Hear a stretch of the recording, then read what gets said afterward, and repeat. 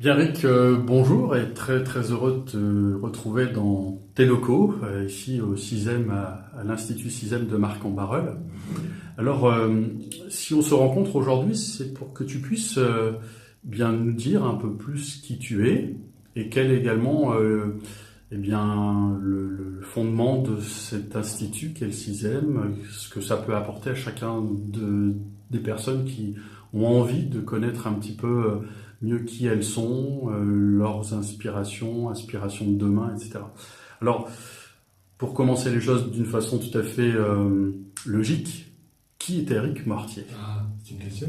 La connaissance de soi, c'est souvent presque un questionnement permanent. Mais si on se situe sur le plan d'état civil, je suis un gars du Nord déjà. Je suis né à Boulogne-sur-Mer, tu vois, sur le littoral de Nord-Pas-de-Calais.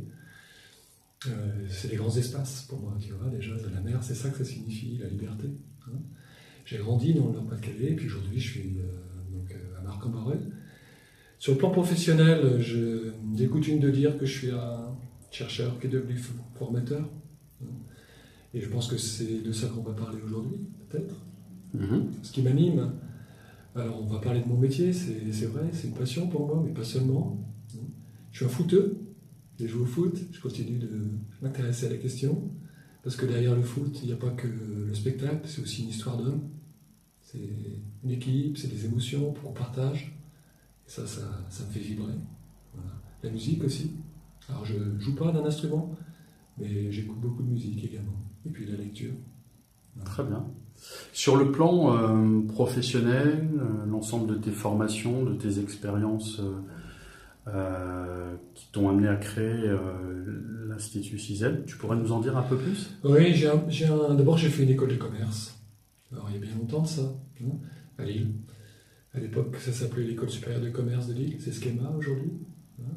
Et puis je suis entré dans la vie professionnelle dans le secteur de l'entreprise, où j'ai fait mes armes, entre guillemets. Enfin, c'est mon creuset, on va dire, l'entreprise. Donc, et notamment dans la fonction ressources humaines. J'ai travaillé aussi dans un grand groupe de distribution, je me suis occupé de la formation de ce groupe de distribution, Auchan, pour ne pas le citer. Et puis il y a une étape aussi importante dans mon parcours, c'est la PNL.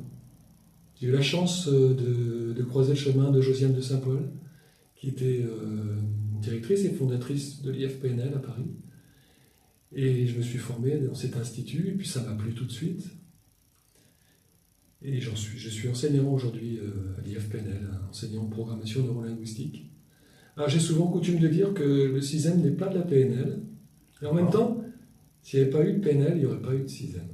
Mais je crois qu'on aura l'occasion d'en reparler. Très bien. Alors effectivement, si on se rencontre aujourd'hui, c'est pour que sur le site de l'Institut du 6e, eh bien, tu puisses nous expliquer de façon bien concrète, bien pratique, qu'est-ce que le 6e? Alors, il y a différentes façons de répondre à ça. Mais on va dire que d'abord, le 6e, c'est un modèle de la motivation. Qu'est-ce que ça veut dire un modèle? Un modèle, c'est une façon de décrire la réalité. Donc un modèle n'est pas la réalité. C'est juste une façon de la regarder. Mais ce qui est important, c'est que ça fonctionne, c'est que ça puisse nous aider à comprendre comment les choses fonctionnent. C'est là que je fais le lien avec la PNL. La PNL, c'est une approche qui permet de modéliser la compétence, l'expertise, l'excellence. C'est-à-dire, ça part du principe que si une personne sait faire quelque chose que les autres ne savent pas faire, c'est pas quelque chose de divin, c'est pas un truc qu'elle a reçu comme ça et qui serait un peu mystérieux. Non, ça a une structure. Et que si on pose les bonnes questions, on va mettre au jour cette structure, cette stratégie, on va dire, et on peut l'enseigner d'une personne à une autre. Moi, j'aime beaucoup cette idée-là, parce que ça veut dire que l'excellence est accessible à chacun. Et le 6e est issu de la modélisation, en fait. C'est-à-dire que j'ai observé des personnes qui s'épanouissaient dans ce qu'elles faisaient. Mais je vais revenir là-dessus parce qu'il y a une petite histoire quand même. Et donc on va dire c'est un modèle de la motivation, c'est une façon de dire comment nous nous motivons. Alors c'est sûr que quand on parle de motivation, c'est large. On pourrait dire il y a deux façons d'envisager la motivation. Il y a ce qu'on appelle les motivations de type extrinsèque. Ça veut dire que notre motivation est conditionnée par une récompense. Par exemple, je vais courir, je fais du jogging parce que je vais garder la ligne, ou que je vais rester en forme. Et donc, ce qui me fait courir, c'est l'espoir, tu vois, d'être en forme, d'avoir du souffle, de montrer, enfin, d'être en bonne santé, par exemple. Ça, c'est une motivation de type extrinsèque. Et puis, il y a des motivations de type intrinsèque. Et là, si on prend l'analogie avec le jogging, ça veut dire « j'adore courir ». C'est-à-dire que la récompense, c'est l'activité en soi. Alors, si on met ça sur le plan professionnel, on voit tout de suite les différences, évidemment, puisque la motivation de type extrinsèque, c'est quelque chose qui nous fait avancer, mais qui est lié à une récompense, la rémunération, par exemple, tu vois, ou les évolutions, les promotions, le positionnement dans l'échelle sociale, mais aussi les signes de reconnaissance. C'est un peu la corde affective qui va vibrer. Tout ça, ça a très très bien fonctionné pendant des années. Pourquoi ? Parce que le développement économique faisait qu'il y avait de l'argent à redistribuer, il y avait des possibilités d'évolution. Aujourd'hui, tout ça, c'est un peu en panne, alors il faut trouver d'autres réponses. Et c'est là que les motivations intrinsèques entrent en ligne de compte. C'est qu'est-ce qui me fait avancer, qu'est-ce qui me pousse à agir, qu'est-ce qui me fait vibrer. Et le sixième arrive là-dessus. Il va nous parler de nos moteurs, mais je pense qu'on aura l'occasion d'en parler. Très bien. Qu'est-ce qui t'a amené à créer ce modèle sixième ? Alors, au début, tu sais, je ne savais pas du tout à quoi ça aboutirait. Moi, je n'avais pas ça du tout en tête. Si on reprend l'histoire dès le début, quand j'ai démarré mon métier de consultant, une de mes premières prestations, je faisais presque ça à temps complet, c'était les bilans de compétences. En fait, j'avais eu la chance d'être accrédité ou agréé, comme tu le voudras, par le FONGECIF et aussi par l'APEC.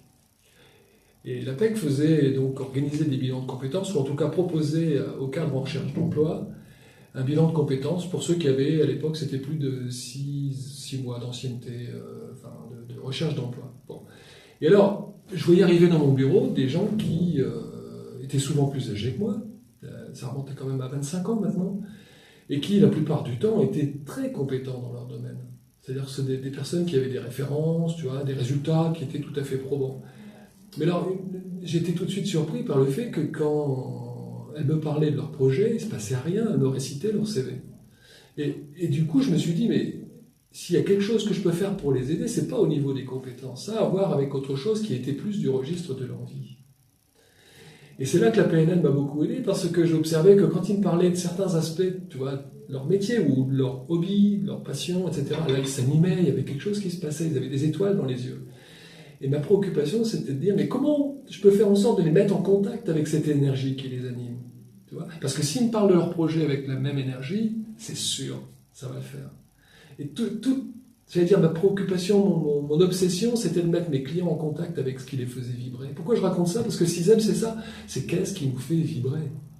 Alors, le point de départ, c'est ça. Alors, au début, j'avais plein d'exercices, il y avait beaucoup de déchets, mais petit à petit, la méthode de travail s'est affinée de telle manière qu'on puisse mettre au jour facilement les moteurs des gens. C'est-à-dire nos moteurs, qu'est-ce qui nous fait avancer, qu'est-ce qui nous fait vibrer du dedans de nous-mêmes.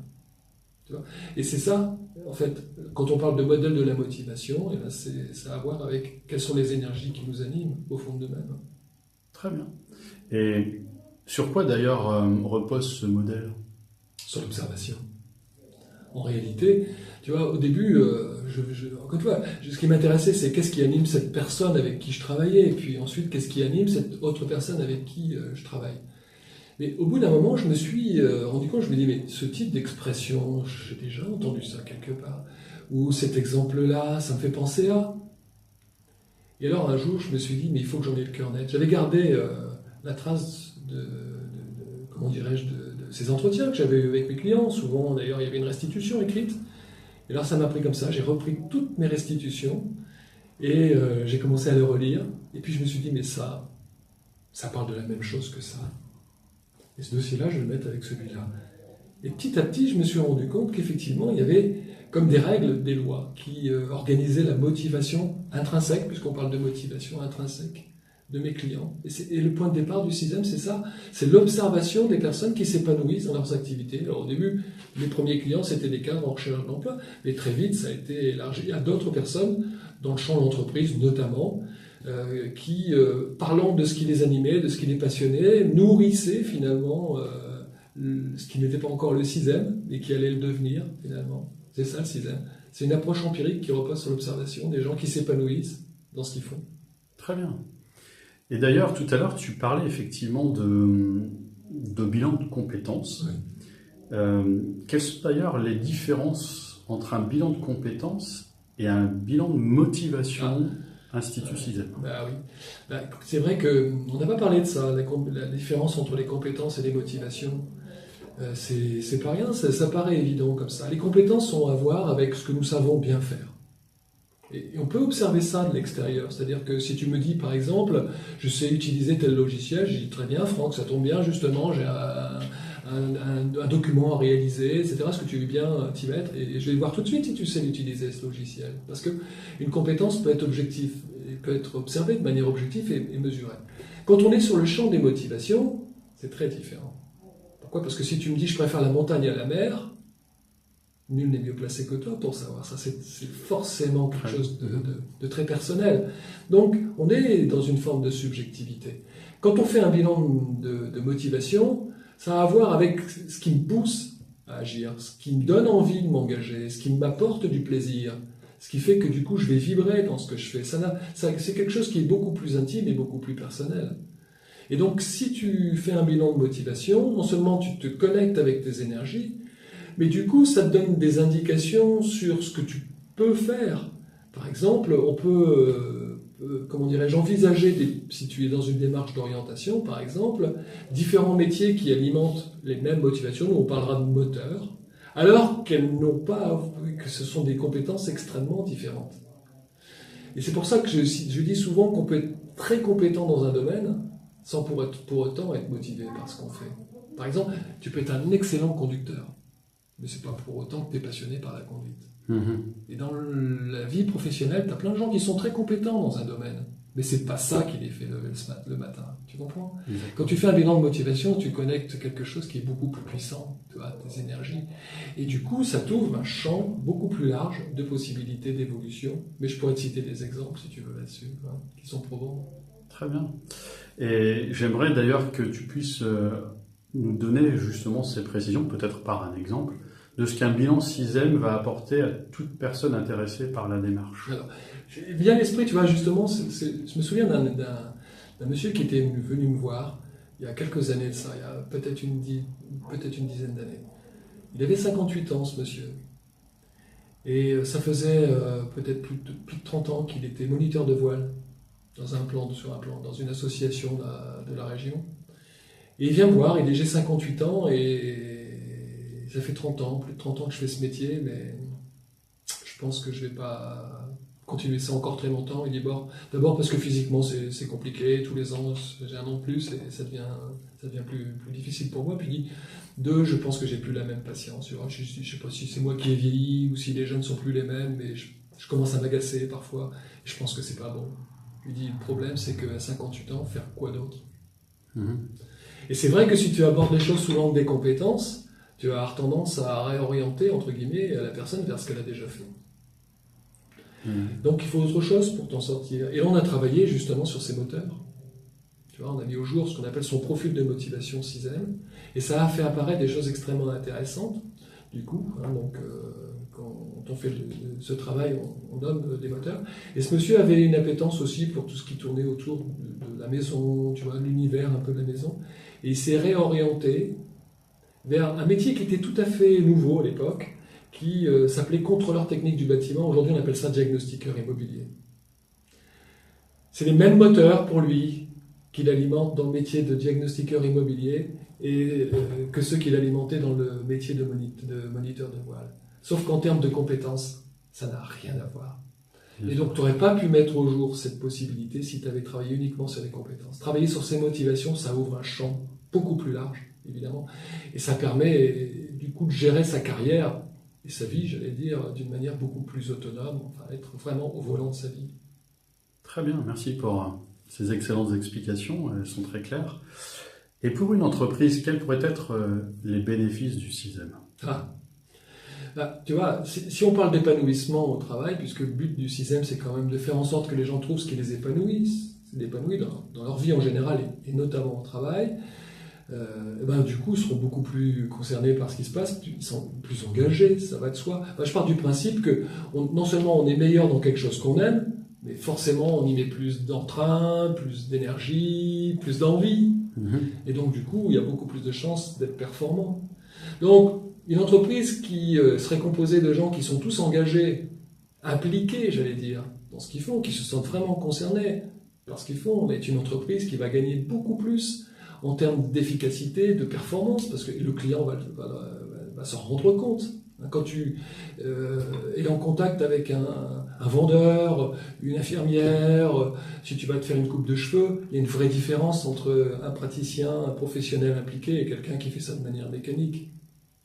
Et aujourd'hui, je pense que l'implication est un véritable enjeu pour les entreprises. On parle d'engagement.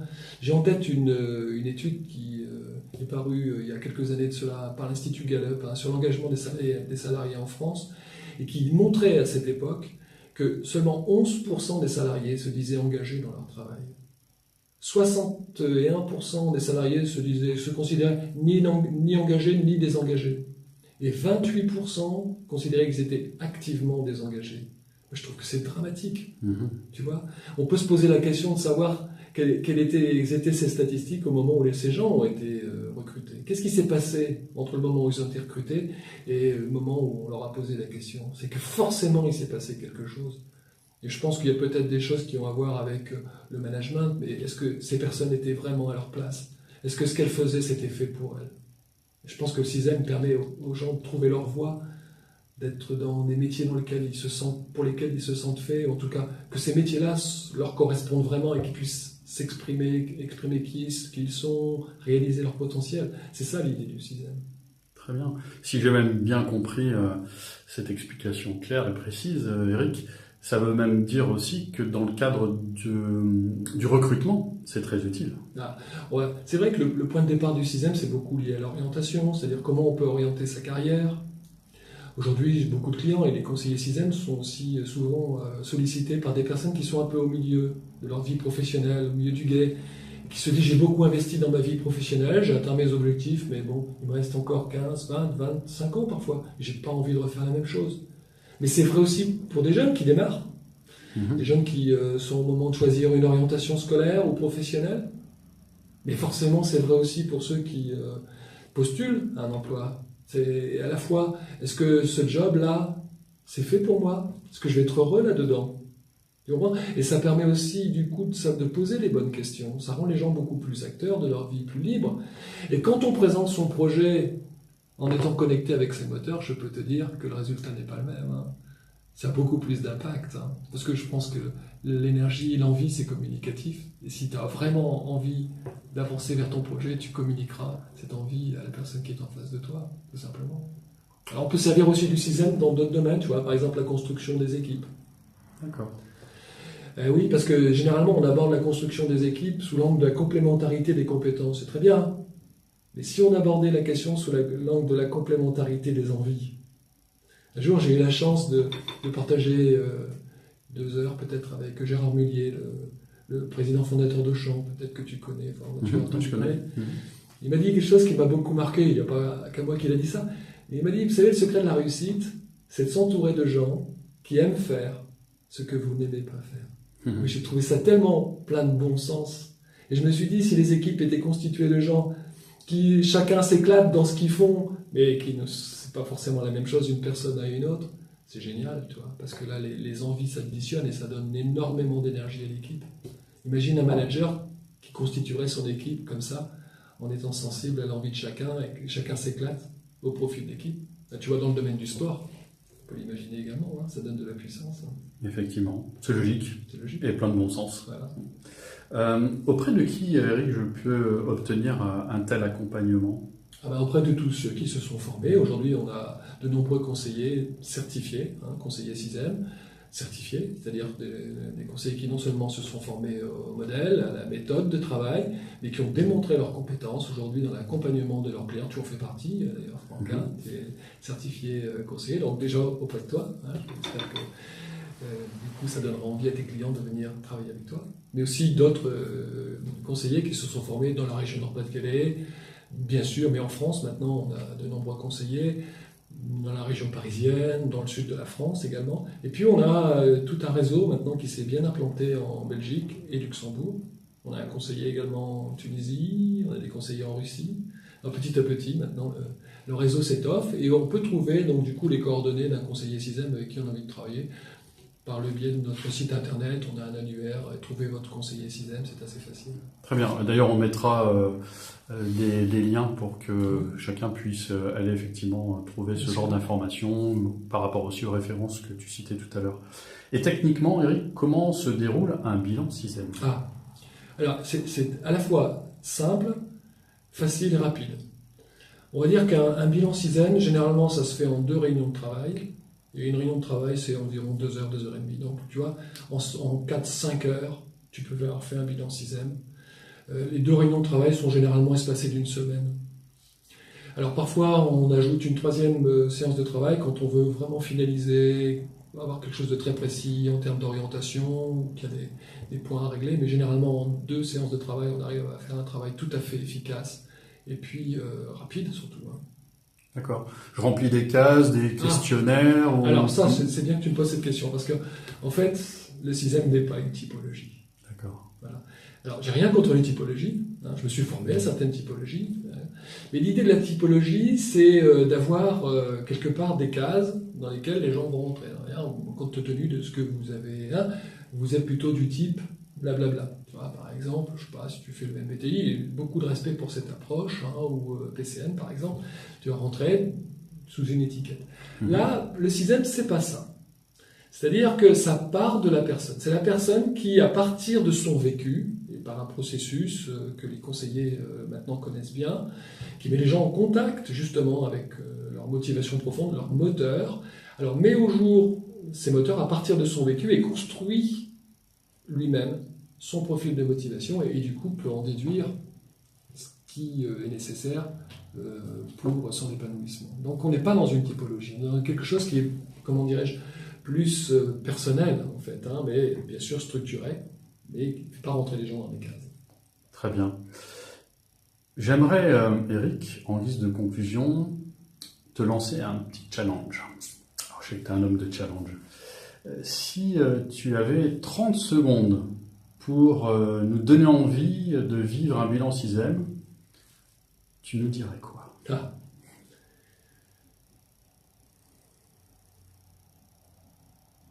Moi, je pense qu'on a tous rendez-vous un jour ou l'autre avec soi-même. Ce qui, à la fois me réjouit et en même temps m'angoisse, c'est de me dire, est-ce que j'ai bien réalisé mon potentiel? Ce que j'avais dans mon berceau, là, qu'est-ce que j'en ai fait? Tu vois? Je pense que c'est à la fin qu'on jugera. Chacun a un rendez-vous avec soi-même par rapport à ça. Mais qu'est-ce que j'ai fait de mon potentiel?